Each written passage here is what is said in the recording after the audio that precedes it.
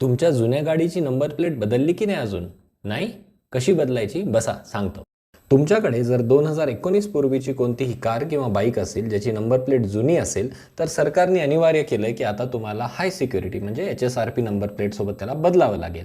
ही मोहीम मागच्या वर्षीपासून जरी राबवली जात असली तरी सुद्धा याच्यामध्ये आता सरकारने डेट वाढून 30 नोव्हेंबर अशी केलेली आहे. ही HSRP नंबर प्लेट बदलण्यासाठी तुम्हाला या स्टेप्स फॉलो करायच्या आहेत. HSRP नंबर प्लेटला अप्लाय करण्यासाठी या वेबसाईटवर जा.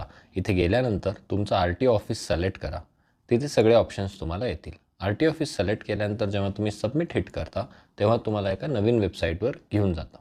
इथे गेल्यानंतर हाय security registration plate colour sticker सहित या ऑप्शनवरती क्लिक करा आणि इथे जाऊन तुमचं स्टेट, नोंदणी क्रमांक, चेसी नंबर, इंजिन आणि मोबाईल नंबर टाका. हे टाकल्यानंतर तुम्हाला पुढचे मेसेज येईल आणि त्यानंतरची प्रोसेस पण होईल.